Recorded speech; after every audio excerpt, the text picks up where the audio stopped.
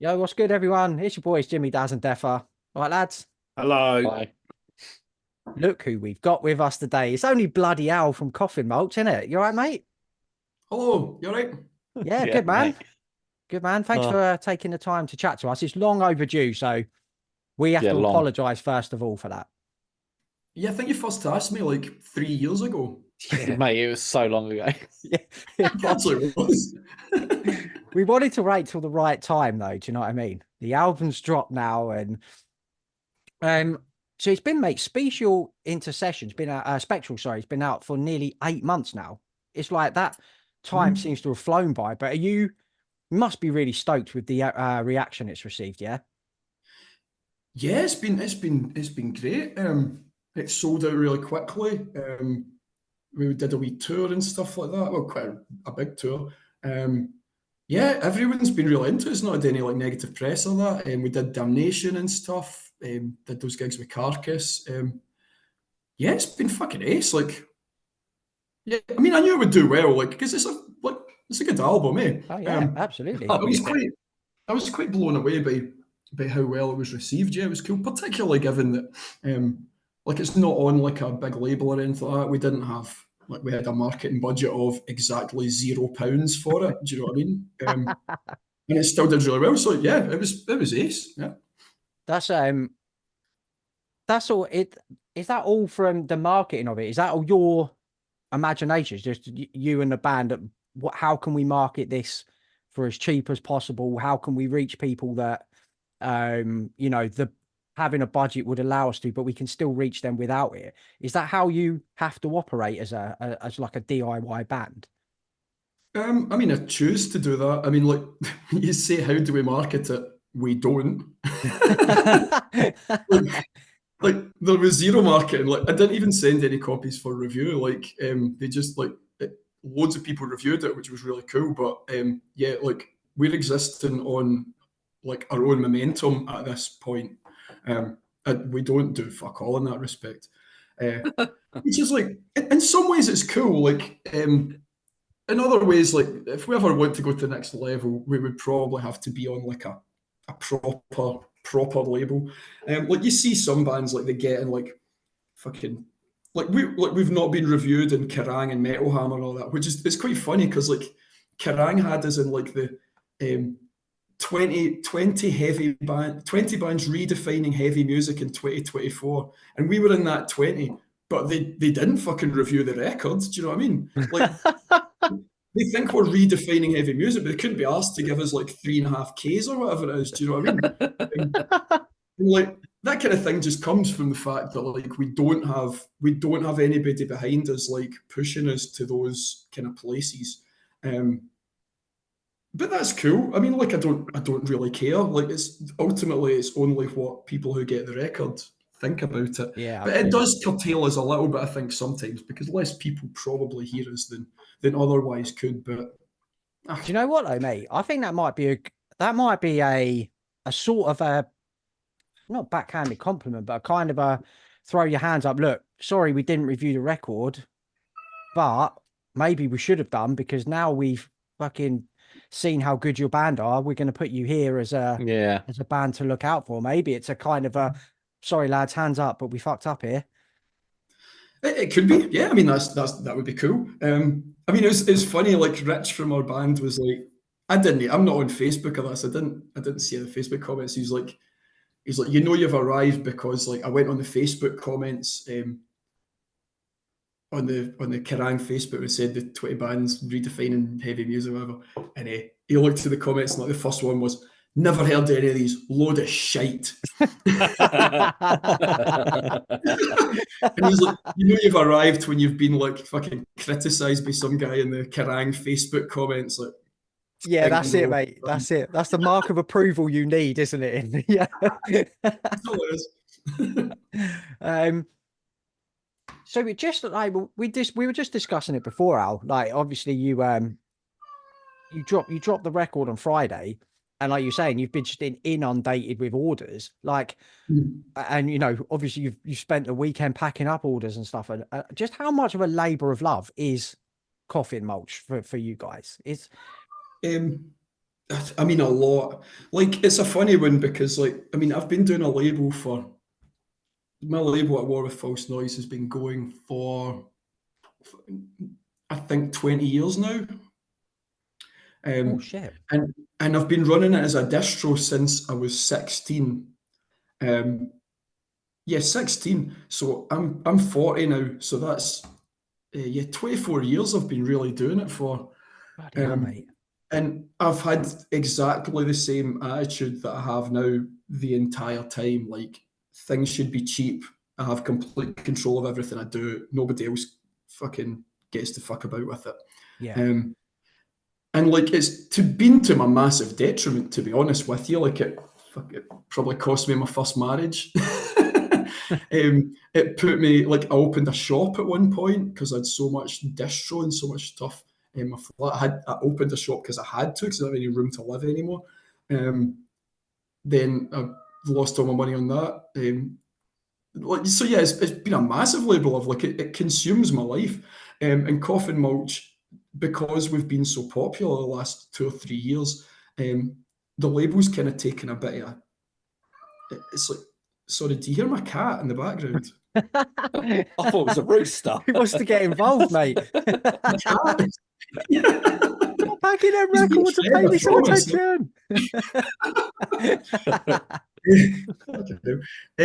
Yeah, so like Coffin Mulch has just done so well in the past couple of years. Like, I've not released so many records because, like, the reality is, like, if I put out a new Coffin Mulch t-shirt, they sell, like, pretty much instantly, and we can make a bit of money on that, and it goes into other stuff. So, like, yeah, there you go. You got one of There them. we go, mate. Yeah.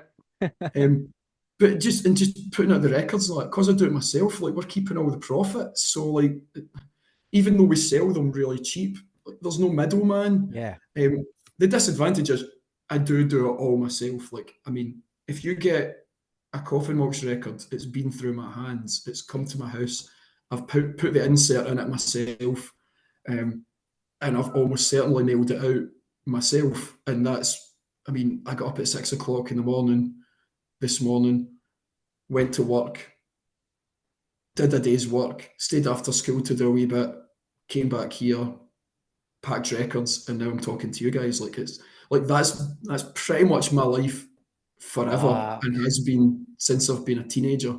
But it's things like that that make people want it. That's probably why you are so busy, because that's what people want, because it's been through your hands, it's coming through you, it's, you know, do it yourself, you do everything. They're the labels that seem to have a lot of success. The personalized touch, isn't it? Yeah, and that's what people want. Yeah. Yeah. With the major labels. I think so, maybe. I mean, like I said to you guys before, I mean, I think just the fact that we're really cheap does, I mean, I think that helps loads. Like, because we do, and some people have got a bit upset with me before, about the price of stuff. Like, they've kind of been like, "Oh, you're basically undercutting everybody," and they've reacted quite badly to it. Same with t-shirts, like, "Oh, your t-shirts are too cheap. You're kind of making us look bad." But, like, I do not have that view at all. I'm like, man, I can afford to make money from this, and people who can't otherwise afford shit can get it. Your price too expensive. Stop being so greedy. Like, there's no reason for, like, CDs cost at maximum £2 to manufacture. If anybody is selling you a CD for like a tenner, they're ripping you off. They don't respect you. And like, our CDs that I release are a fiver, and I think that's, man, I make £3 profit on that. That's a greater than 100% profit margin. Jesus. What Yeah. business in the world makes that? So, like, if you're buying a CD direct from a label and they're charging you any more than that, they're making even more profit on it.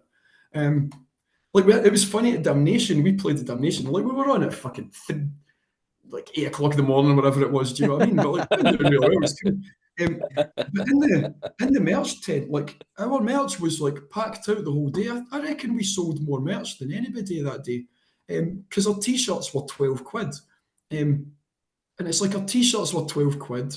They're not printed on, like, gilding t-shirts or that. Although, actually, for the one you're wearing, maybe Yeah, is. this one is. Yeah, this is That Gilbert. was like an early one before we fucking got a clue. Like, we won't be doing that again. But like, we don't print on Guild t-shirts. We print on like fairly sourced t-shirts that aren't made in sweatshops. Do you know what I mean? And they're vegan friendly and stuff like that. And they're better quality. But like, man, you buy a t-shirt off us, man. The money's not. It's all going to the people that made it. And like, they're a little bit more expensive, but they're fucking cool. So it's like, I know our t-shirts are more expensive to make than other people's. We're selling them for £12 and making a profit. Why the fuck are the guys next to us selling like sweatshop made stuff for 20, 25 quid? Like, that to me is utterly unacceptable. And I can't accept that. And like, I won't have anybody tell me you're making us look bad. It's like, nah, man, you're making yourself look bad. Get a clue. Do you know what I mean? Be nicer. Yeah. And like, especially now, like, people are so pressed for money, like, you know, cost every day one of my bills goes up somewhere along the line, and I just have to stop buying merch and CDs if it comes to it. You know, but like I said, Al, if I can afford some of your stuff because it's cheaper and it's better quality, then I'll still buy that. I'll still, do you know what I mean? I'll still have, oh no, I have got a little bit of money put aside for a band. I'll get more value there than elsewhere. So no, I don't hear that argument even, mate. So I don't buy that at all. So absolutely. And like, the thing is, like, man, it's hard times at the moment. Do you know what I mean? Like, people are struggling. It's like, man, everybody deserves to, like, man, like, art, music shouldn't be like a kind of optional extra for you that's just like there if you can afford it, man. Everyone deserves to like experience art. Do you know what I mean? Whether that be music or whatever. And it's like, I just think it's like a kind of fundamental of the human condition to like experience like cool stuff, like the music you're into or like the art you like or the films you like or whatever. So it's like, yeah, man, like, it should be affordable for everyone. And that's always like at the fucking core of everything I think about when I put out music. That's it. I think that's like the most important thing. Like, everybody should be able to experience it. Man, everyone's the same. Like, everyone should be respected on the same level.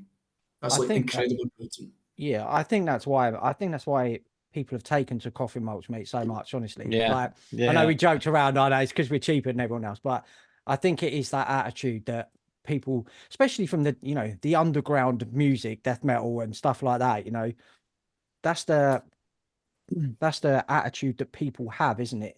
When you're into that sort of extremes of music, and to connect with you on a personal level like that is brilliant, mate. So yeah, just long may it continue, man. Honestly, I know it's hard work for you guys, but you're getting the rewards for it. So yeah, I mean, I think that's it. But yeah, I mean, I don't know. Like, I would never say we wouldn't sign to like we've had loads of interest from labels and stuff like that. But I mean, man, I don't know. You might have noticed I'm a pretty hardline guy. Like, I don't.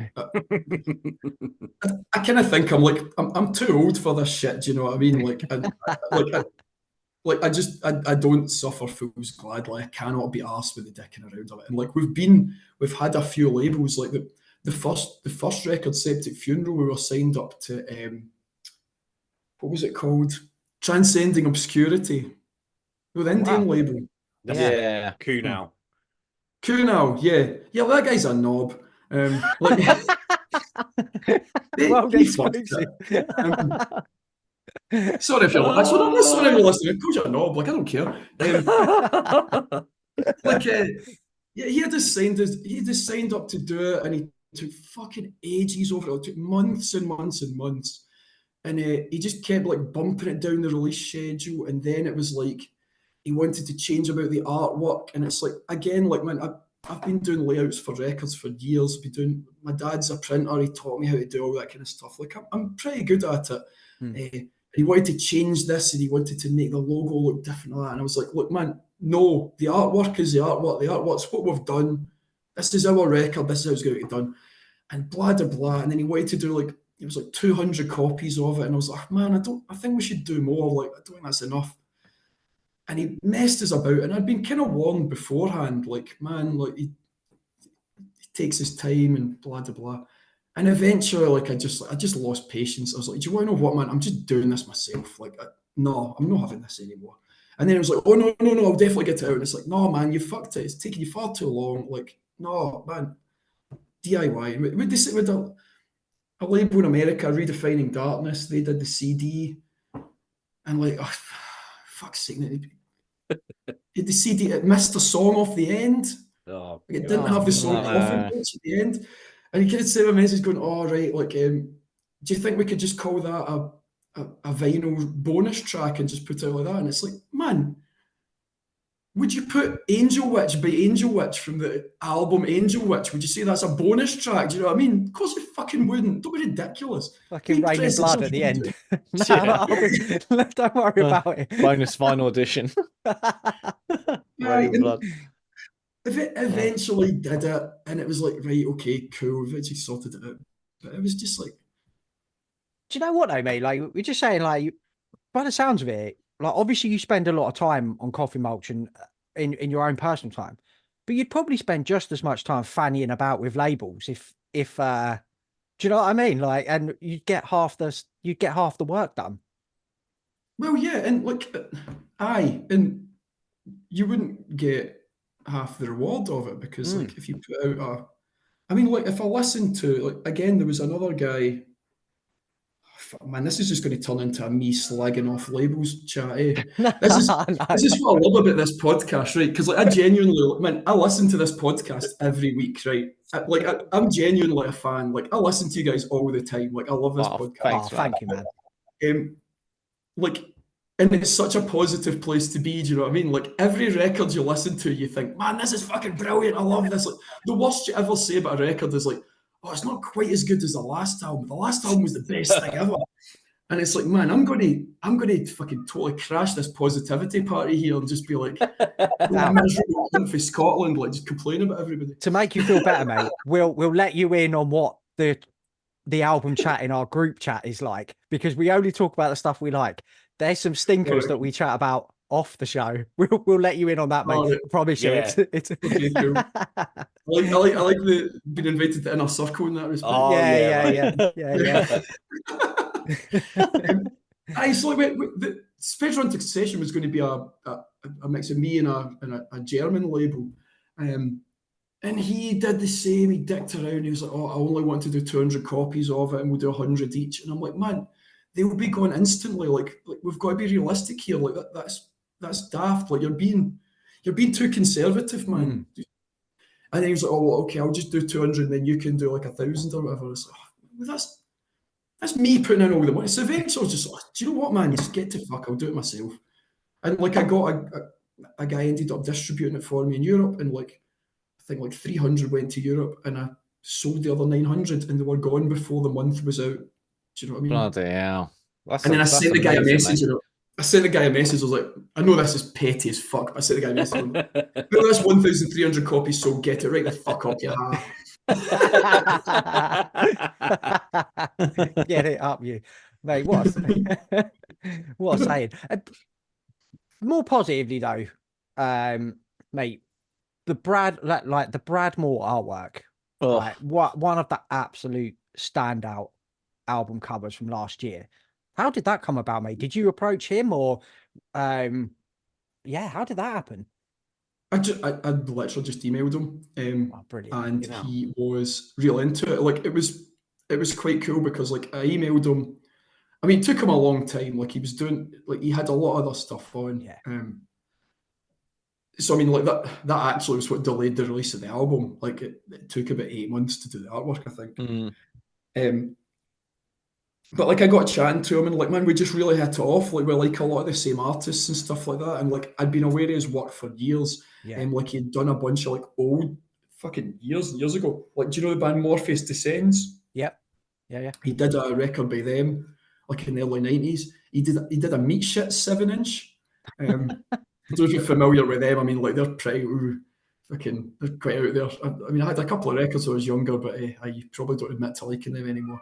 I was kind of familiar through them, and then he did a bunch of like doom metal album covers. Like he did a couple of Argus albums and stuff like that. I'd had through Distro years ago, and I was just really into his stuff. And then like the past few years, he's been doing death metal, and yeah, like for me, it was like, man, I want to be taken seriously with this. This is like, this is like a DIY thing, but it's like, man, I want every single element of like our record to be like absolute fucking tip top. Yeah. And like, I think he's like the best artist around.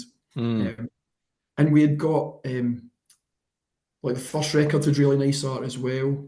And that had been a wee bit of a favour for us because I'd kind of owed a favour by the artist for that one. So we got Brad to do this one, and it was just really nice and actually pretty affordable. Like, I don't know if like he gave us a wee bit of discount because he just liked us. He was really into the record and stuff like that. But like, yeah, it was really cool, and I was really chuffed when it came out. I gave him really very little to go on. I was just like, in fact, I was like, I want it to be like dark and light on one side. I was like, I referenced like a Forest Equilibrium by Cathedral. Yeah. You know, it's like the gatefold sleeve, and it's like I wanted it to be kind of like that, but I was like, I just wanted it to be psychedelic as fuck and like just go wild with it. And he did. Yeah, like he's got quite a disturbed mind, eh? Like when you see all the stuff he draws, like it's mind blowing, mate. Like you can see it's an album cover you can sit and stare at for hours is like that's when you know you've got something. Did you give him like a color scheme or anything, or? Yeah. I wanted like the front. I wanted to be really colourful as well. Like, I really like that. Like, I know like a lot of folk think death metal should be like fucking dark and all of that, but like I really like the most popular t-shirts we ever do are ones with pink on them and stuff like that. Folk love that. Yeah, man. I think that's like my favorite Brad Moore cover, actually, honestly, because of the colours, man. It's the pinks and the purples, and it all goes well. Mate, it's so good. Yeah. It's like one of the most vibrant pieces I've seen from him. And that's what it's like. It's just dead vibrant and colourful and like really stands out, I think. Yeah, big time. And that's what I want it to be. I think we're kind of like that as well. Even our logo like kind of stands out a wee bit. I remember our bass player was like, he's like, yeah, if you see us on like a poster of a bunch of death metal bands, you always see our logo first because you can actually read it. Yeah, you can read it, mate. That's that's the thing, isn't it? It's not like the fucking what's your jumper there? Was that say? Is that Immortal? No. Yeah, Immortal. Yeah.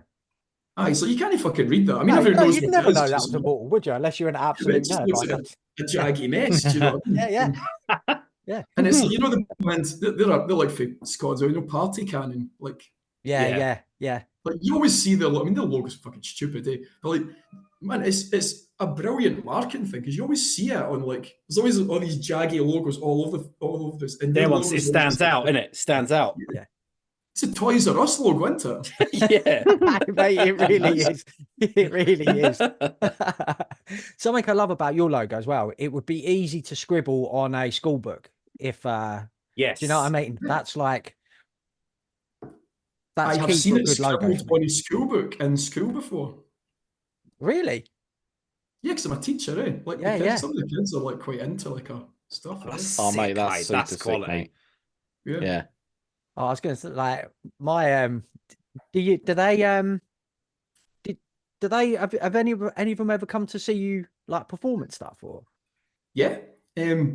So I had a class like last year. I had or 2 years ago. I had a class. I'd had them all the way through. And when it was getting to like 6th year, so I don't know. I don't understand the years in England, but it's like S6, like the last year of school before you go to uni or college or that. Yeah. And I said to them, I was like, right, if you all pass your exams and stuff like that, when we play in Glasgow and you're old enough to come in, I'll buy you all tickets so you can come along. And we had like an album release show in August, and it was ace, like it was sold out. It was like a big venue, it was sold out. It was like hundreds of folk there, and a bunch of my kids, like I bought them all tickets too, and like a bunch of them came along. Oh, that's mate, that's so sick. And it was really like it was really really nice. Like it was really cool because like at the end of it, they were all buying T-shirts and stuff like that. I'm like, can't believe we've just seen Mr. Maben crowd surfing. Oh man, it's really nice and like it's that kind of way. Like I think a lot of teachers like try and hide what they do from kids, like if they do stuff like that. Man, the kids will find out. Do you know what I mean? And especially nowadays, yeah. Aye, and look, I don't know. I don't really like the kids. Don't really take the piss out of me because I don't let them. Do you know what I mean? Because it's kind of like that way. It's like, what are you going to slag me for? Like I'm in a popular band. It's really cool. Like what you've done, you're like 12. Yeah. I mean, try again. So yeah, and like tons of them, like loads of them. There's a bunch of kids nicking about school and like Coffin Mulch hoodies and stuff like that. And like, yeah, That's it's really, cool, really man. nice. Yeah, Like, sick, mate. I think it's cool. Yeah, back in school for us, teachers were a mystery, weren't they? That You would have never been knew so what they weird. did outside Yeah, that school, would have been mate. so. But just imagine that going to like some little venue and seeing your teacher like growling and girding. You know what I mean? Crowd surfing. Your whole thing would change, isn't it? About Yeah, that yeah. teacher, you'd be like, "Oh my god, he's cool." Respect levels go. I've seen some comments on YouTube. I think it was from like the vocalist from Killing the Dream, which were like a really pretty popular like metalcore band back in the early 2000s, and like he obviously went on to become a teacher because like the comments just like, oh, I never knew that like Mr. So and so was like in this sick band, mate. Yeah. It's so cool. There's quite a few, like was it Nocturnal Culto's a teacher? Mr. Um, Mr. Nocturno. Mr. Nocturno. Oh, Good morning, Mr. Nocturno. fucking Wagner Antichrist from Sarcophago, he was a teacher. oh, no way. Yeah, yeah. But was he not the first vocalist in Sepultura, actually? Yes, yeah. He was an English teacher. Can't remember who. There's quite a few. My friend Alistair, in fact, he played drums with us when you came and saw us in London. And Oh, he's yeah. playing drums with us again. That's where I had to practice with him. He's a science teacher. Yeah. It's quite cool. Because it's quite a handy profession to have, because like you've got like summer off, do you know what I mean? Like we can tour in the summer and stuff. Yeah. That's true. Yeah, true. We're talking about live, mate. I want to say like your live shows have got like a right reputation now, like in that murky underground scene. Like that day we saw you in Acropolis, man, by far band of the day. Oh, cheers. Was that like 2 in the afternoon and there was fucking pits and crowd surfers and stage And divers? we were with people that have never heard of the band, never seen you, and obviously they were coming to us sort of when we were sort of telling them, look, Coffin Mulch, we know how these guys are kick ass. They're such a good band. And they were blown away, mate, honestly. Yeah. Oh, cool. Yeah. That was such there was a a sick guy set. at that, oh, thank you. There was a guy at that gig, actually, I felt terrible. He had done like a mad stage dive and he broke his leg really badly. It was his hip. Oh, shit. Oh, we saw him. Yeah, we saw him. Yeah, we getting saw carried him. out, Yeah, didn't we? Yeah. Bloody hell, I didn't. Oh man, he was really badly hurt, and like I sent him like a couple of records and a bunch of t-shirts and stuff like that, and like sent me a message. He was in hospital. He was in hospital for like a wee while, and he was on crutches for months. Like actually, I just got a message from him the other day. Like I was just like, "How you doing?" He's like, "I'm off the crutches now."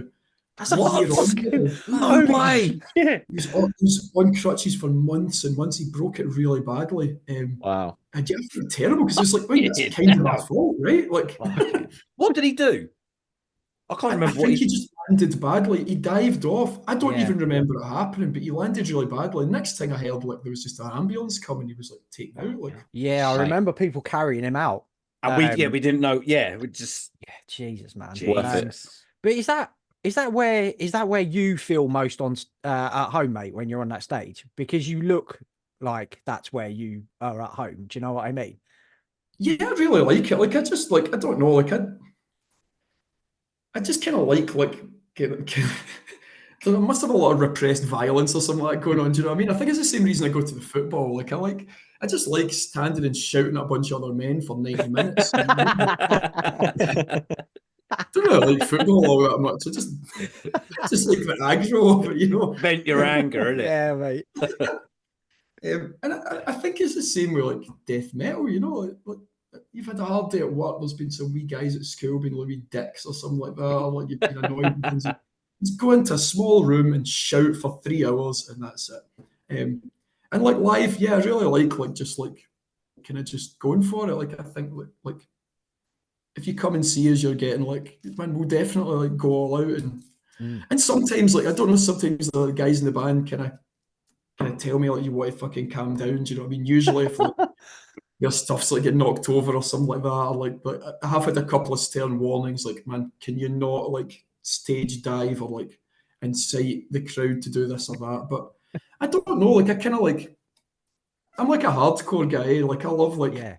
Yeah, I same, mate. grew up like watching videos of like Black Flag and stuff like that, and just seeing mad stuff happen at gigs, and like I really like that. I really love like a really small gig with everybody just going wild. I think it's cool.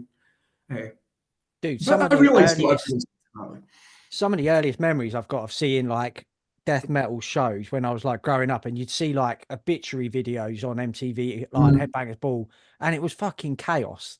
There'd be Yeah. like them small little venues, and you've got stage divers everywhere, and there's fucking people flipping off the stage, and like I get it. You like from the people who've got, you know, they've got expensive gear on stage and they, you know, prep, but that's what you want to see at a show, man. Yeah, mate, it is. Like it's, you don't really know It's what they want to what's gonna do at a happen show. yeah, you don't really Yeah. know what's going to happen when you see Coffin Mulch, which I think is a really fucking cool thing. Do you know what I mean? You could get fucking stretched out, mate. Just I know what's Stretch it happening. out. Get some Year on insurance. year on crutches. Aye, I mean, yeah, I was the same. Like when I was a wee guy. Do you know what's the Slayer live video? You know Slayer live video from like 1990. What's it called? Oh, the light, Live Undead one. Is that it? It's like the home video. I had it when I was a wee guy, but man, my cousin appears in it. oh So my big really? cousin Oh my Damien, he's a wee bit older than me, and it was on the South of Heaven tour, I think, and it was at Glasgow. I can't remember if it was the Barrowlands or whatever, but he was at it, and I remember him showing me the video. He's like, "Man, check this out. There's me," and it's just him standing. He's like a wee guy, but he's really like muscly, right? And he's just like battering these guys, like, and there's just madness going on. Like, still to this day, Slayer's like usually like the most mental. Slayer Yeah. and Suicidal Tendencies are always like the ones you go to, and it's like, whoa, Yeah. fucking. Yeah. Whoa. And I just remember seeing him in that video and going, man, he's cool. Like, man, this is. I want to go to that. And then when I started going to gigs when I was like a teenager, like, it was always like that, you know. It was always just total like wild. And I Yeah. think it lost that for a long time. I think it's coming back a wee bit, but I don't know. Mhm. We live in a litigious society, you know what I mean? Somebody falls over and hurts themselves, and like everyone plays it very safe, I think, these days. Although I've just described how someone brutally injured themselves at one of our gigs. So maybe that's a good thing. Yeah, but the thing is it's like a safe space though, isn't it, as well? It's not like, you know, someone's going to dive off, get a compound fracture, and then people are just going to start like stomping a mud hole in them, like Steve Austin or something. You get helped up, and people, you know, make sure that everyone's everyone's sort there of for like the not same massively thing, innit? fucked. Yeah, Everyone's there for the same thing. yeah, and that's Absolutely. And like we've got I think we've got quite a young crowd. There's like it's really cool in Glasgow, like just Scotland actually. There's like loads of really like teenagers and stuff like that into us, and they always come down the front and like mosh and stuff like that. But like it is like no one's. I find with a lot of hardcore gigs, well, folk call hardcore these days. I don't think it's fucking hardcore. The fucking baggy pants brigades, like they're like coming in and like see when you get those guys that do like the crowd killing, they just run in and run. Yeah. Always the biggest guy in the room, you know what I mean, has to run in and batter everyone out of the way. Like I hate that behaviour. And like Yeah, if me that too, ever mate. happens at our gigs, I'm like, no man, get to fuck. You're not welcome in here, man. This is everyone can jump about and be a bit wild and all that, but man, ultimately, like the smallest person in the room should be able to do that without any like fear of getting battered by like someone twice their size. Do you Yeah. know what I Or mean? just stand There up wasn't if you four fucking want bullies. to. Like, Yeah, exactly. mm. Aye, so like, but we've never generally had that, to be honest with you. It's always been like, I always find our shows are like really, really friendly and like fun. Oh, absolutely. Like, mate, I'm dying to see you again live now. That's the Necropolis is the only time I've managed to catch you guys live. And honestly, it was like midday. We didn't expect to see the crowd going that nuts. And it was really, really cool, man. It was cool. We'll be back in London, I reckon. We're in London in the summer. But yeah, we'll be back sick. in like end of July. We're going to do a tour end of July, beginning August. So we've booked a bunch of gigs already. So Oh, wicked. Oh, we'll mate, we'll definitely be back. 100%. Next We'll time be you're there, mate. yeah, We're yeah, there, you, mate. we'll for sure be there. It kind of leads nicely then now into where I wanted to ask next is what's on the menu for Coffin Mulch over the next sort of 12 months or so? So we've I say I'm new guitarist, but he's not really new anymore. I mean, he's been in the band for like over a year now. But it kind of feels like everything's happened since he's been in the band. So we've got a bunch of new songs. We've got like 4 songs totally done, and we've got a couple more that are kind of in their prototype version. So we're going to do an EP, I reckon. Not going to do a full album because we're quite keen to get something out there with Derek on it. Yeah, wicked. So we'll get that done. He joined at an unfortunate time. He joined at a time when like the album had been recorded and we were kind of getting ready to hopefully play some gigs. And then the gigs never happened because like obviously like our guitarist leaving quite abruptly. He obviously had to learn all the songs and stuff like that, which takes time to do properly. So it kind of derailed us by quite a few months, which was unfortunate, but that happens. So yeah, like new EP, I don't know what we'll do with it. I don't know if I'll self-release it. Maybe if another label wants to come in, they can. But the new songs are sounding fucking ace. Like they're quite different. Because obviously having a new guitarist, they're going to sound different. Yeah. And I'm conscious, like, I'm getting a wee bit fed up of people just constantly comparing us to Entombed all the time. Like, I mean, I get it. The whole HM2 thing. I'm not a musician, right? So I don't, up until I started this band, I didn't even know what a fucking HM2 pedal was, eh? Like, I don't know what you guys feel like, because I'm just like, man, I'm just like a guy who's into metal, right? And so like, I know what all the Sunlight Studio stuff sounds like all those bands. I've got an idea of that, but I didn't know what the name of the fucking pedal was. I don't care. And yeah, like loads of people are like, oh, it just sounds exactly like Entombed. I don't think we do sound exactly like Entombed, by the way. No, me either. No. I don't see it. No. But yeah, I'm kind of fed up of that comparison. So like the next stuff, like we've also, by the way, folk keep saying to us, like seeing us live, and we're like, oh, it's just total HM2 core. Derek doesn't use an HM2 pedal and never has. So anyone who's seen us in the past year has not been seeing someone play an HM2 pedal at any point. Like it's just lazy, mate. And it's just lazy comparisons. It totally is. So yeah, the new album, like the 4 songs we've got at the moment are like they're very they're very punky and hardcore, like incredibly so. And like, yeah, pretty.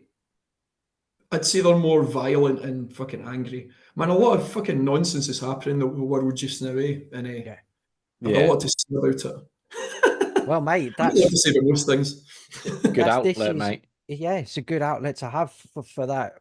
Do you know what I mean? So, oh, mate, looking forward to them. Have you got like a planned date for when you want to have it out there before you go on tour, or is that too soon? Or no, I mean, like, I'm very much like it comes out when like the vinyl's ready to go. I'm like a vinyl dweeby, you know that. So like, Like I don't like these. Like, I think that's another reason why our stuff tends to do well. Like, we don't do pre-orders, and we don't do this like kind of like, oh, we'll release a download of it first, and then we'll put the CD out. Then the vinyl will come like 3 years later. It's like, no, man.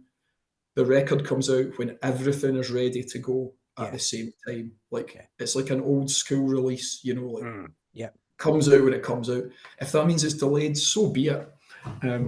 So yeah, I mean, I can't see it happening this year because like, I mean, if we're hoping to record probably before we go on tour, like in the summer. But I mean, vinyl takes 6 months to get pressed. Do you know what I mean? So, and then whoever's doing the artwork, I don't even know who's doing the artwork. I haven't thought about it. Maybe Brad Moore again, if he's up for it. I don't know. Maybe someone new. So, I mean, I don't know what. Yeah, it'll be next year, I would imagine. No, I'm going to repress the other 2 albums for going on tour, though. Oh, wicked! Yeah. You've got to. Like you haven't got enough to do already, mate. Get some more envelopes in. And You're not vinyl guys, are you?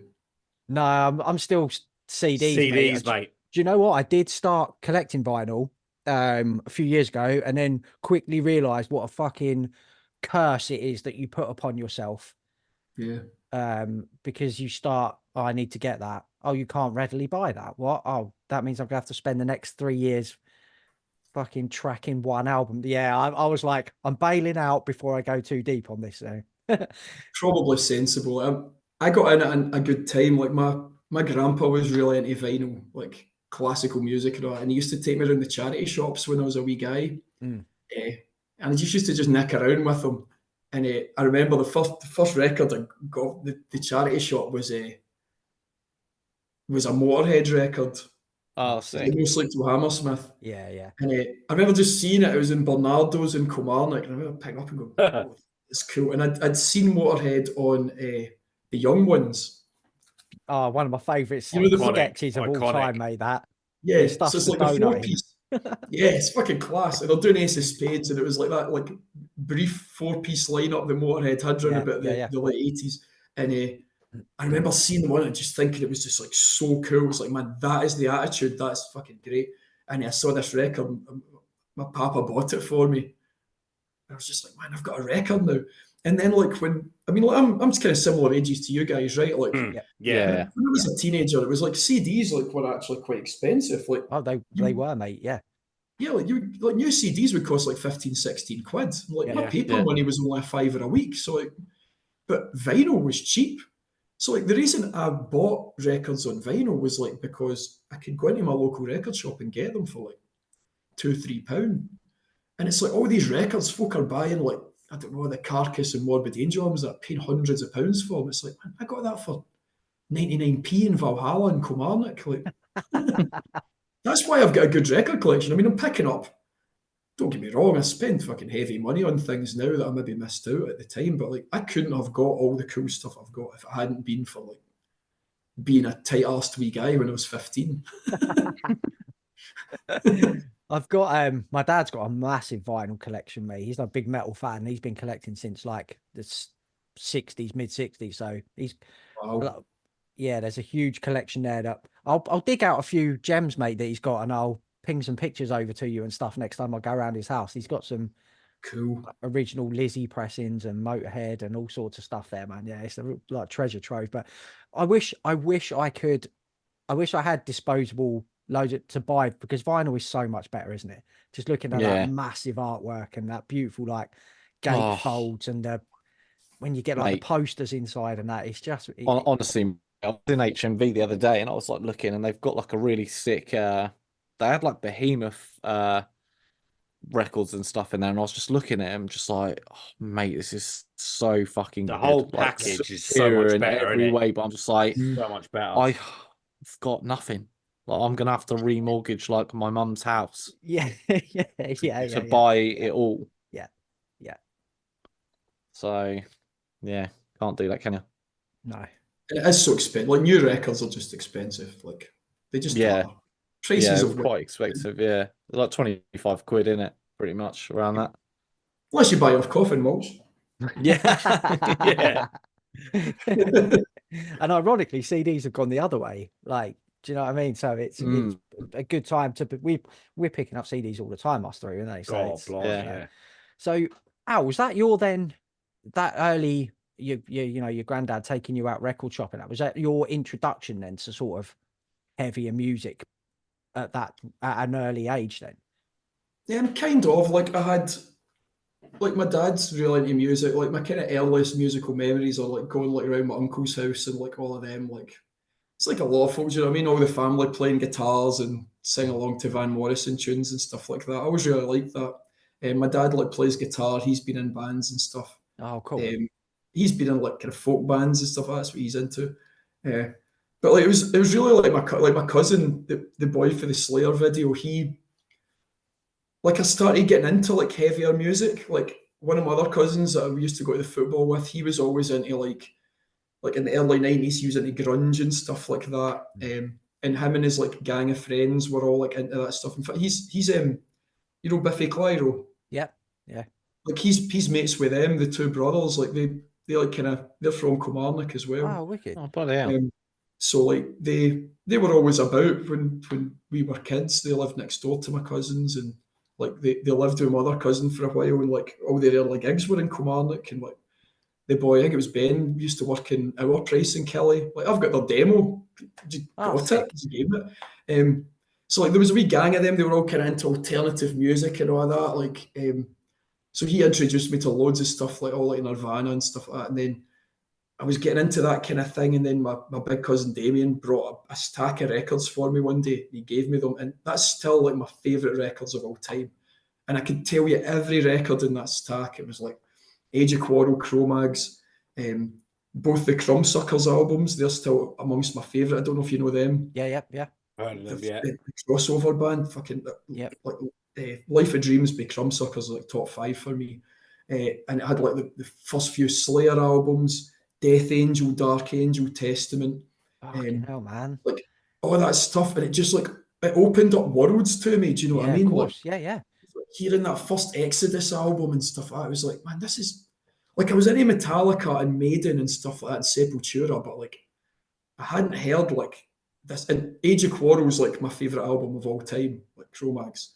And I just remember the first time I heard it, I was like, man, this vocal is ridiculous. And then the second, third time I was like, so it's quite cool. And then it was like, man, this is mind blowing, and they look hard as fuck. Look at them, like this is cool. So that really that just so I would like get those records and then look at like the thanks list and look at the t-shirts they were wearing. I mean, most of my musical taste is based on like Max Cavalera's t-shirts from Sepultura. Yeah. Do you know what I mean? Like, Yep. I've got into so many bands just from reading Sepultura thank you lists, like in his t-shirts, like because he always had like the best t-shirts. And they were always really varied. It was never just like death metal bands. Do you know what I mean? Yeah. It was always any really cool stuff. So yeah, that's kind of, and I'm an obsessive person, eh? Like I get into things and I mean, like I'm 40 and I'm still straight edge. Like I've never drank alcohol. I got into straight edge when I was like 14, when I was going to minor threat, and I was like, I'll never drink. Do you know what I mean? And it's like, I get into metal, it's like, right, I'm really going to get into metal in a big way. And I just like really, and I've never stopped. I'm still as obsessive about things as I was when I was a wee guy. Dude, that's what we connect with. Like we're all like the same person essentially. Do you know what I mean? Like we talk about thanks lists all the time, don't we? And like, t-shirts and that promo pics.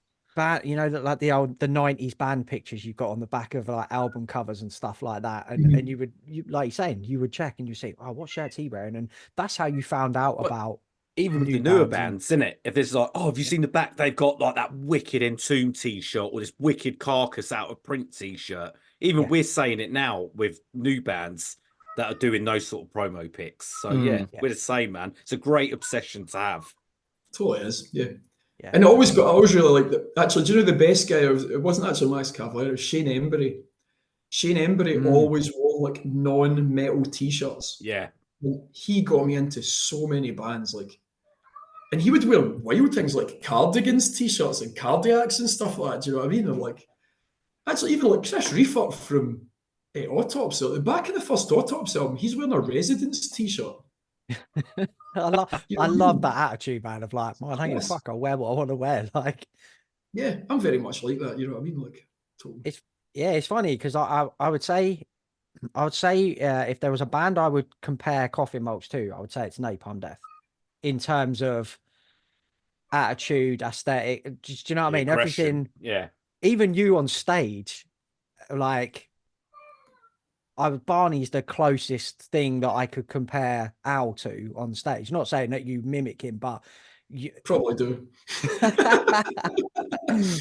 but that's similar energy, isn't it? Yeah. Even watching you guys live, like when you watch Napalm Death, it's kind of the band standing playing their instruments and then a wild man front man.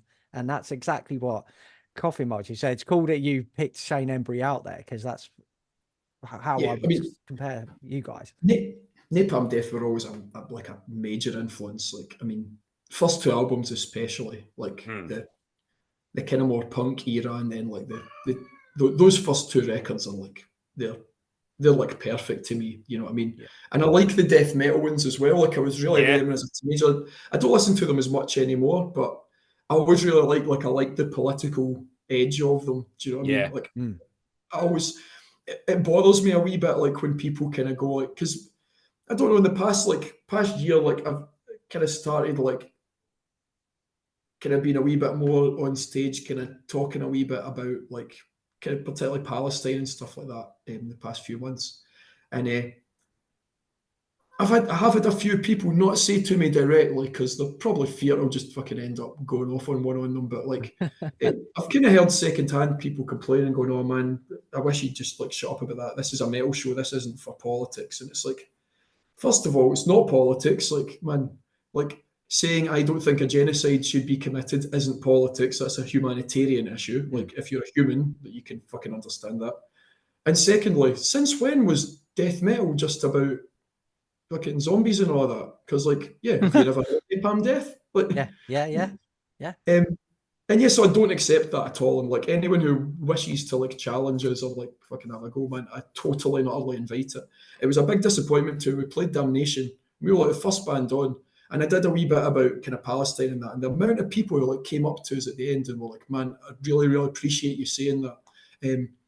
And particularly amount of like, there's quite a lot of like Muslim people said like we kind of feel that we're not really heard in metal very much, so we really appreciate you talking about that on stage. And it was a major disappointment to me that like we played like, what was there, 40 bands playing there that day. Not one person, not one other band mentioned anything about it. And that was soon after like the invasion of Palestine. And it's like, man, you don't have to be political to just say, I think this is wrong. And I kind of think like if you've got a platform, you should use it. I think it's quite important to do that. And I don't accept people going, oh man, I'm not political, you know what I mean? Like, I think it's a bit of a cop-out, quite frankly. You know what I mean? But it's good, mate. That's like you're saying, like you said at the start, you're a hardline person, and you'll say what you want to say, and like fuck what anyone else has to think about it. And again, why people connect with your band, man. Like that is it. It's that guy saying what we think. Do you know what I mean? And there's got the people are willing to disagree. Like, I mean, like, man, but I would never say like my opinion is law and I'm not. But you know what I mean? Like, but I just think everyone should have freedom to say what they want. And I do think sometimes people take like metal and stuff like that. It's like, oh, it's just a bit of fun. It's like, well, aye, it is. But also, like, man, yeah, there's a lot of people in the world not having fun right now. And I think it's quite important that like we speak about that. And like I say, if I've got a fucking microphone, I'm in front of a bunch of people. Like we played Damnation, I was in front of 2,000 people. I've got a microphone. Yeah. And I'm going to use that as an opportunity. Yeah, absolutely. Dude, the first ever fucking heavy metal band wrote a song called War Pigs. Do you know what I mean? So like, come on now. Don't say don't say it's never been there. It's been there from the start, you know. So absolutely. Yeah. Always. Yeah. Talking about shows, Al, what were the first live shows you can remember going to? First kind of metal shows. I mean, like when I was a wee guy, I don't know if it was the same for you guys. Like, would you ever go to shows in London? Yeah. Yeah, that's really. So me and Def are in Hertfordshire, so we're only 25 minutes on the train into London. So that was our first experience of shows was in London. Aye, so like I don't know what it was like then for you guys, but like there was always age restrictions on gigs when I was a kid. So I couldn't really go to many gigs. Like I was kind of known. It's really funny. Like we're kind of talking about this with some like tape trader guys. I was always known as like the wee guy because like I would always like trade tapes with people when I was like really young. Because I got into stuff so young. Like I got into like death metal like when I was a really young kid. And loads of people would like meet me and be surprised that I was just like a young kid. They thought I was like a man.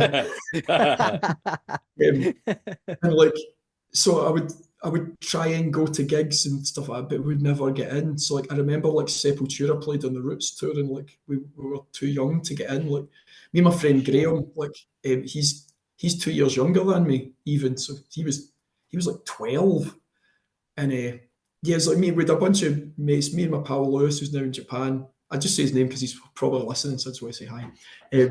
But yeah, we'd go to gigs and we would never be able to like get into stuff because it was always over 18. The first metal gig we went to was Sepultura on the with Derek Green when he first joined the band. Oh, nice. Against, wasn't it? Against, yeah. Against, yeah. Went to see that at the QMU in Glasgow, and a couple of weeks later, Fear Factory played.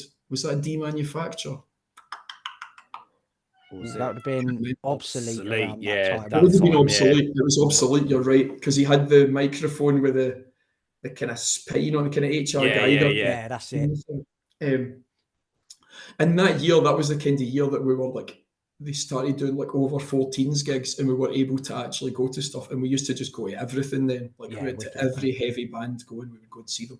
But it was the kind of height of new metal. And I hate new metal. Like, I know you guys are fans of it. I like some of it, mate. I don't Yeah, not like all, the yeah. washed out versions that came after the good bands, but yeah, I I like mean, some of it. each their own. I was never really into it at all. Like, I had the first Korn record when it came out. Fuck me, man. I listened to that kind of stuff now. I'm like, man, that's fucking horrible. I knew you used to love Korn. I love that first album, mate. Sorry. Did Daz tell you about Tibby from Cryptworm? Oh yeah. Oh yeah, Yeah.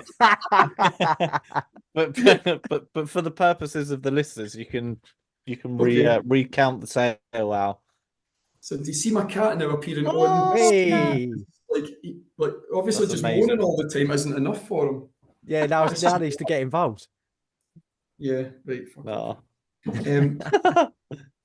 Yeah, so we went and played with Cryptworm a couple of weeks ago down in Wales, and you guys had just reviewed the Cryptworm album, and like you'd compared, you're like, oh, it's really catchy. I can't remember who it was. I think it was Jimmy. Went like that. Oh, it's I thought it was it me, sounds yeah. like oh, was it you? Yeah. Yeah, I think it was Def. Oh, it sounds like you know, it's kind of like the first Korn record. And I was told, we were staying at his house and we were having breakfast next morning. I was like, wait, you hear this, man? Wait, do you know Bangers and Mosh? Wait, you hear what they said about the Cryptworm album? This is fucking wild. And I put it on, and like, it was I actually played the record, and it was like, Oh, you guys, brilliant. that sounds like Korn. And he's like, what the fuck? I was like, I know, right? It doesn't sound like fucking Korn, does it? And he was like, well, I do like Korn. I was like, oh, fuck off, man. We knew it. Actually, maybe you're right. Maybe it was influenced by Korn in a kind of tangential way. Yeah, Daz, we said it, didn't we? You said they probably grew up listening to those bands when they were younger, and it's got a bit it's just bounce like to it. And a bit of- even even if you didn't, maybe like their influence has sort of like crept in subconsciously. You know what I mean? But I think it's that's just like part of you. That is the breakdown on that first track. As Yeah, soon as it Dan- comes in, I don't give Dan a was fuck. like- I That's what don't he give a said. fuck. That's fucking Korn, man. That's It what is. he said. if something It is. That's grooves what I in- said. It is. That's what he Yeah. said. If If it something comes grooves into in, my it head, bounces, if it comes sorry. into my head, I'm convinced. That Yeah, to yeah, me, yeah, as that's soon as it. I heard it, it was like So that's funny, 94. though. That's gone back to 94, mate. That's Oh, back to God. 94. Sorry, style, Cryptworm mate. lads. Sorry, we sorry, love guys. you guys. We love Yeah, you we do, guys. we We do. love the album. We love as the well. record. Have you ever heard, do you know Dead Infection? No, Not I heard haven't. of them. Infection. No, never heard. Right, okay, right. So I'm going to challenge your Korn theory here, right? Right, I okay. think this is because you haven't heard Dead Infection. Listen to the first Dead Infection album, right? Dead Infection. It's fucking. I think they Czech. I think they were Czech.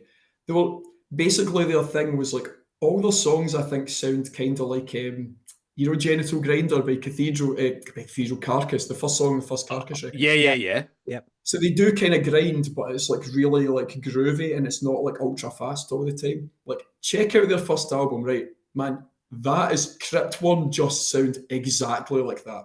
Is that a Right. chapter of accidents? Is it that album? Yeah. Yeah. Oh no, Chapter Accidents is the next one, or is that the demo? It's the one that's got like the front cover is like a pathologist lab. It's not gory at all. It's just a pathologist lab. Don't think so. Apple Music. Can't remember the I'll have name to of it. find that. I'll find Yeah, that. we'll dig it we'll out. look at it. Yeah, I'll yeah, check yeah. them out anyway because I like Listen to sound of that. it. It's really I good. like the but sound it's of that.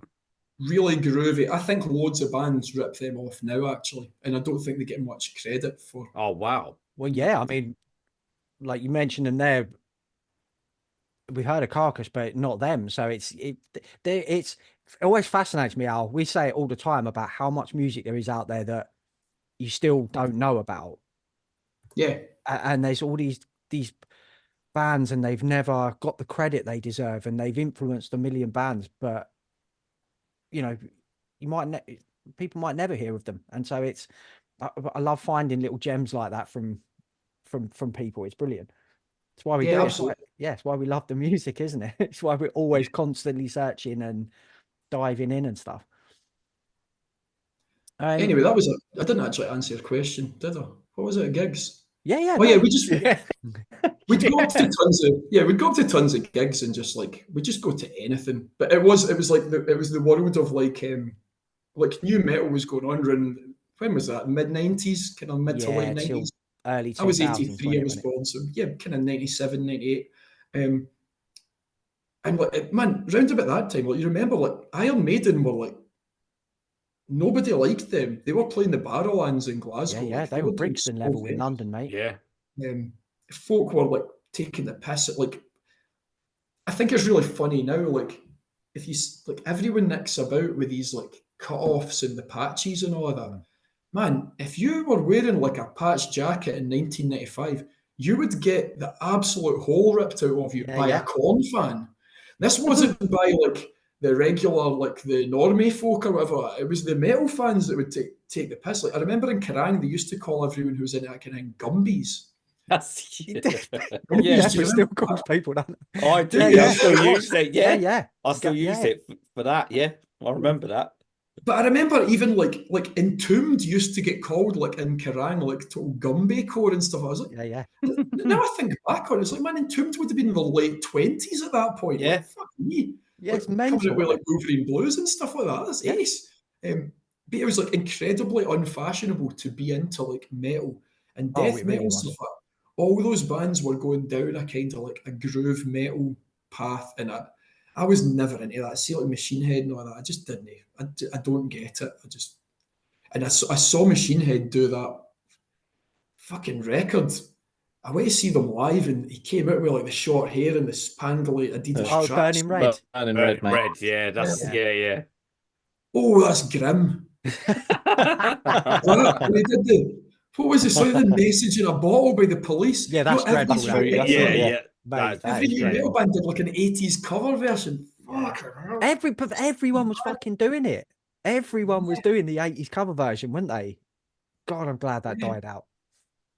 I know, but I don't want to be that guy, but I thought it was fucking lame then when I was 15, you know what I mean? I was like, man, why don't they sound like Celtic Frost? Fuck this. Message in a bottle, short hair, unacceptable.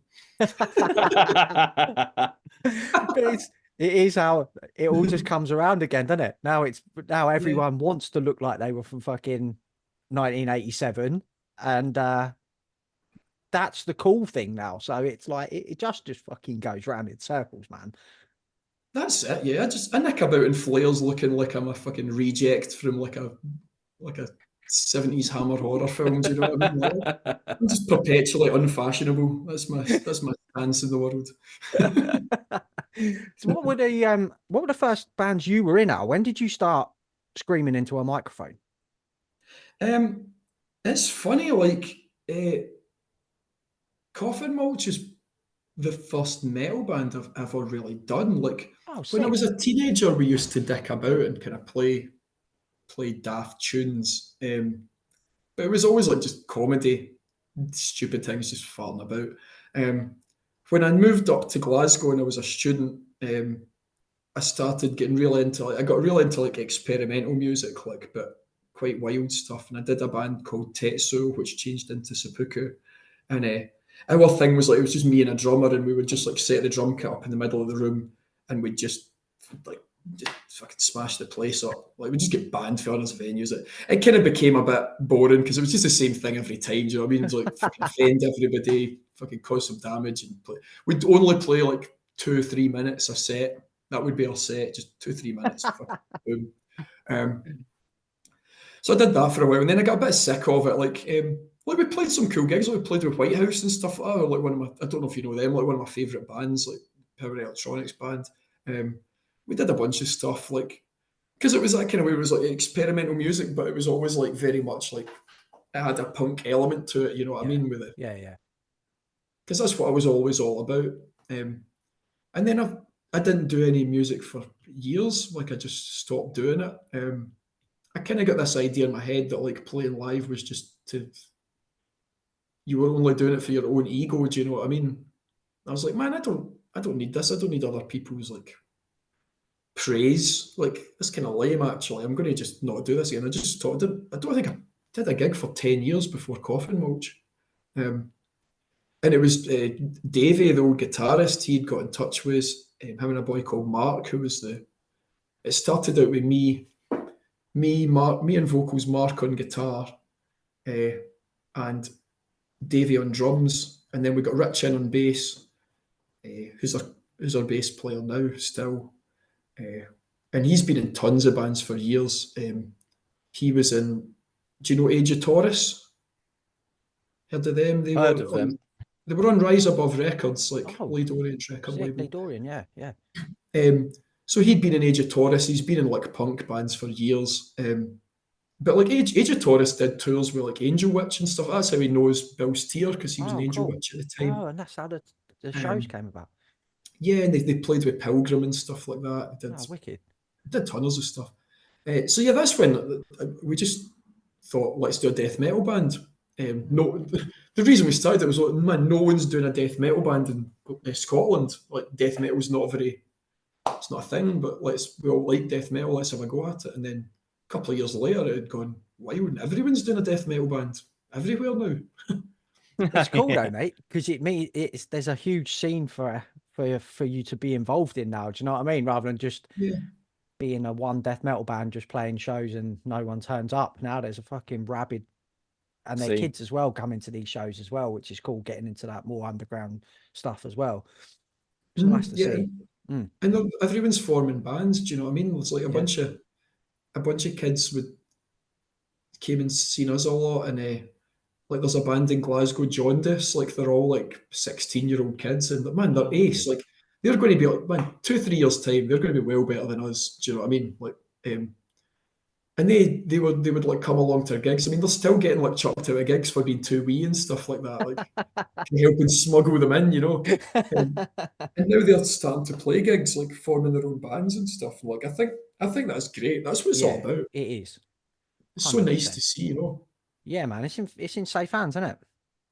Yeah, and I think for a while, like, I don't know what it's like where you guys are, but certainly in Glasgow, there was like a kind of establishment. There was like an established order of things. There was all these old guys like who'd been in bands. I'd say old guys, probably about my age. And like, I remember when I'd go to gigs when I was a wee guy, I remember getting the piss taken out of me for being like young, like being a wee guy, and like all these like older guys, like fucking basically gatekeeping it. Do you know what I mean? Like, this is our scene. What are you? Who are you? And like, up until not that long ago in Glasgow, they were still nicking about, do you know what I mean? And they're shitty bands that no one gives a fuck about. They've been doing their bands for 20 years. No one's ever cared about them. They've never played any gigs anywhere. But because all their pals run the gigs, the same promoters as well, the same bullshit promoters, charging pay to play, not giving the bands any money and stuff like that. Like, and yeah, it's not like that anymore, because they've all got to fuck, because there's a new order, do you know what I mean? Yeah, and it's better. And everyone's treated fairly, and man, no one's willing to accept their bullshit anymore. So they've all crawled back under the shitty rock they've come from. They can play their gigs to their stupid wee pals all they want, but no one's coming to them. So that's it. Ain't it funny how the music explodes once them people are booted out of them positions? Like, it's absolutely funny that. I was looking through your vinyl posts earlier, Al, and I saw the Slow Dive. I saw the Slow Dive album that you posted a little while ago. So I wanted to ask you, like, outside of metal, I'd imagine you're into a whole ton of shit, but what are your sort of go-to stuff outside of metal when you're not in the mood for like big fat riffs and stuff? I never put up a Slow Dive album. I don't even like them. Really? That was. No. Oh. Maybe you're mixed up with something else. Maybe I've got a different band. Maybe Must be. Yeah. I'm gonna try and find it now, because what are you outside of metal? What are you jamming? I like tons of stuff, man. Like, I mean, like, see when people say, like, people always say, like, oh, I like a bit of everything. Like, but do you? I mean, like, obviously, I like a bit of everything. It's like, okay, like, what do you think of like Zambian rock from the early 70s then? You into that, man? You know what I mean? Because I like a wee bit of Zambian rock from the early 70s, I'll tell you that for a fact. I genuinely do like a bit of everything. Like, I was one of those wee guys when I was a teenager. I was like, I like punk, hardcore, and metal. and I couldn't see beyond that. And then like when I got a wee bit older, I just like started listening to other stuff and checking out, and it just like opened up so many new worlds to me. And yeah, I mean, I don't even know where to begin. Like, I mean, I've got like this vinyl fucking Instagram account, and I got a bit sick of posting on it. So I just decided to like, my favourite ever band is The Fall. I don't know if you know The Fall at all. Yeah. Like I'm obsessive about The Fall, like to quite an unhealthy degree actually. So I decided that my posts on Instagram were just going to be Fall records from now on. So I'm going through every single Fall album in chronological order. Not every single Fall release in chronological order. So I counted my Fall records. I've got about 200 odd Fall records only. So man. I'm going to be at that for a couple of years, I reckon. Jesus Christ. But they to me are like, that's like, they're like the perfect band. Like, what are you into? It's like, well, I'm into The Fall. Like, they're like just, I can't describe how they sound. Yeah. I don't know what they sound like. No one Cool. sounds like them. They just sound like The Fall, and like, and they changed throughout the years. But yeah, I like tons of stuff, like absolutely tons of stuff. Like, if there's a musical genre, I generally like it. Yeah, I think that's a big thing, Coffin Mulch, actually, when we're talking about, like, we're not all like just metal guys. Like Fraser's into loads of mad stuff. I mean, he's not even really heavy into death metal. He likes loads and loads of gear. Like, he does tons of other bands. He's a really talented drummer, like, and he's in loads of cool stuff. Derek's into, like, he's into quite heavy stuff, but he's got fucking immense new musical knowledge about stuff. And Rich is just, he like loves like traditional heavy metal and that, but man, he likes tons of things as well. I think that's apparent with us, to be honest with you. Like, we're definitely not just metal guys. What do you mean you guys don't listen to Entombs? No, never heard them. That's why I'm like, why does everyone say we sound like Entombs? I don't know who they are. So Al, you've been put on death row. Naughty man. Too much sick vinyl. Yeah. They've decided Right. that you're a menace to the vinyl community. They're putting you down. What's your death row meal? My death row meal. Yeah, what's your final meal? You got Fucking- one do you more. know, we were talking about this not long ago. I was like, would it be meat? Would I try meat? Because like I haven't eaten meat in like fucking years and years and years, right? And I've been like some vegan. Would I go like that? Fuck it, I'm going to eat a burger. I don't think so. I'd still like to think that like on death row, I'd be like, no, man, no, I'm going to. Maybe I'd ask for like a cooked human. I'd ask for, like, that's probably Hannibal why I'm on death row in the Lecter. first Proper place. Hannibal. Cannibalism, do you know what I mean? I respect animals more than I do humans. So yeah, I don't know what my death row meal would be. Some fucking hippie shit involving tofu, probably. Dude, a cooked human is the perfect answer. Don't Yeah. you don't That's the need- first time that's been mentioned, Al. So yeah. We'll And go with that. We'll be I running reckon out the now. last as well. Quite disappointing, actually, isn't it? You would expect that more often. You know what I mean? You would, mate. Yeah, we've had sushi and Everyone's picked their favourite meals. steak, yeah, but you've gone a different direction, which I like. Yeah. Cooked Yeah. human. Yeah. Yes. Yeah. I mean, I reckon Travis Ryan probably would have gone with that. Similar, very Something I similar. reckon similar. I Yeah. reckon he would have said something similar like that. Yeah. just Wash it imagine down with the blood of my enemies. Do you know what I mean? There's a little metal reference there for you. literally perfect answer. Right now we've got a death metal either or for you to finish this off with. I'm very scared of this. Two bands, two albums by each band. First one's Butchered at Birth or Tomb of the Mutilated. Tomb of the Mutilated. That's Straight in. straight in. None so Definitely. vile or Blasphemy Made Flesh. Ooh, none so vile. Nice. It's a quick, mate. These are quick. Let's see if this one's quick. Ghost Reveries or Watershed? Don't give a fuck.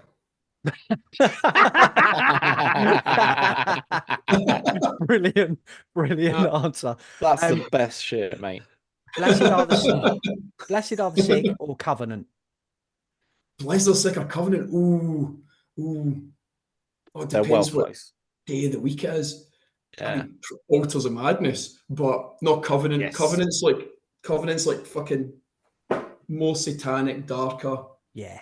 Yeah. Covenant's fucking, man, that can open portals to worlds, man. Yeah, that album's fucking incredible, mate. Yeah. Absolutely incredible. Colony or Horacle? Again, don't give a fuck. You'll give a fuck about this one, Al. Last one, mate. Right. The Fourth Crusade or Full Victory? Fourth Crusade, easy. Yes. Nice. Favorite Bolt Thrower Nice. album. Yeah. Yeah, Fourth sick. Crusade is like, I think it's close to being a perfect album. Yeah. Absolutely. It was the first Bolt Thrower album I got as well. And yeah, it just blew me away. I never saw Bolt Thrower live. Nah, No, I same. didn't either. Same, mate. Absolute pain storm. They played, the last gig they played in Glasgow was, they played at this venue, which is now knocked down, I think, the Sound House. And I like did a year travelling, and I'd been in Japan for a while. I mean, to be fair, I'd been in Japan with Corrupted, which is fucking, I mean, that's pretty fucking cool, right? Yeah. You know Corrupted?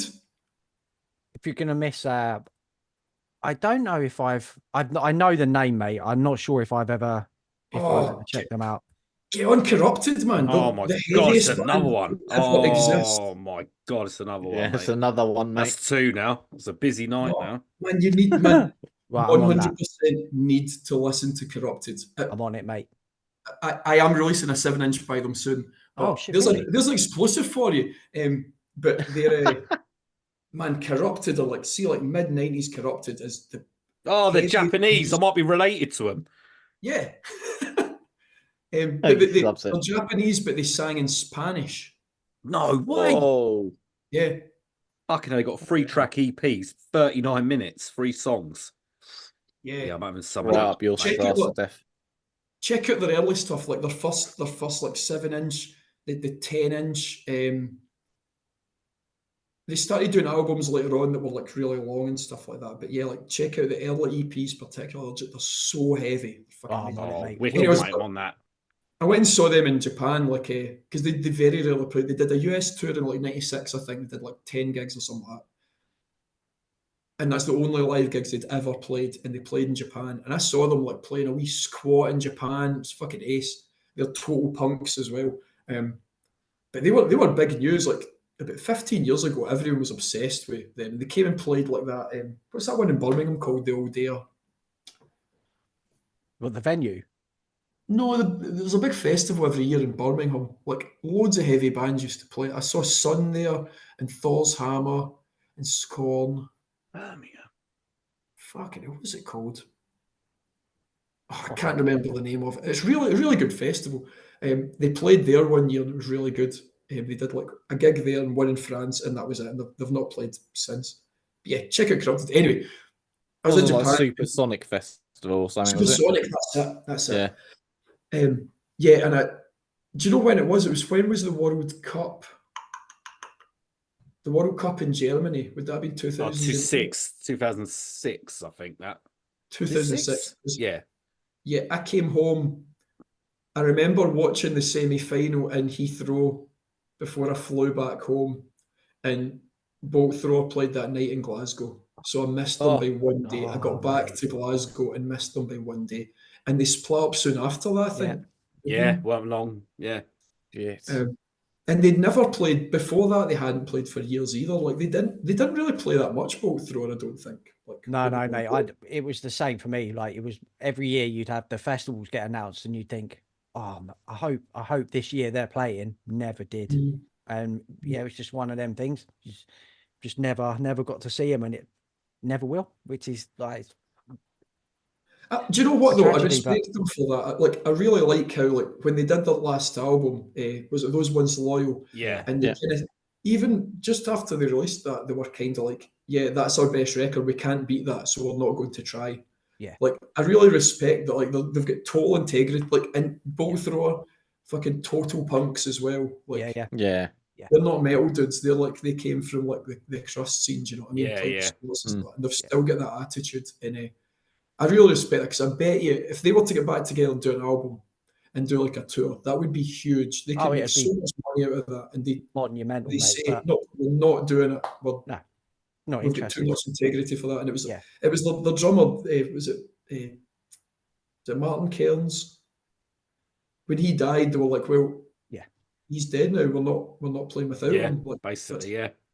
I thought that was so cool. Like, Yeah, and that's why that's why, mate, that law of bolt thrower just lives and grows all the time, because they never did come back and they never did rehash it. And it's, do you know what I mean? It's like it's like a cult status now that they have, and it's like it's untouchable. You can't touch that. absolutely. Yeah. There's actually a band going about. There's a band going about Glasgow. Now it's Kenny from Brainbath. Do you know Brain? Ever listen to Yeah, we've Brainbath? heard of them. Yeah. He's got a new band going, and they're just a total bolt thrower. Just total bolt thrower core. They've got a tape out just now. Go check it out. It's a total, just absolute bolt thrower. It's cool. I mean, it's a total tribute band, but like, it's fucking smart. Like, they do it really well. Yeah. If you sound like that, man, there's a chance I'm going to want to hear your riffs. Yeah. That's it. Yeah. Oh, we won't keep you any longer, mate. We know you've got a million records to fucking pack and t-shirts and all that stuff, but it's been an absolute blast. Long overdue, mate. But yeah, it's been so fun to like actually be on this. Like, the next time I download an episode, I'll be in it. Fucking hell. Yeah. Inception, mate. Yeah, if you haven't checked out Coffin Mulch, sort your lives out. Go and get that done. Put some orders in with Al and keep him even busier. Yeah, cheers for listening to Bangers and Mosh podcast for heavy music. We'll be back soon. Until then, party on, dudes.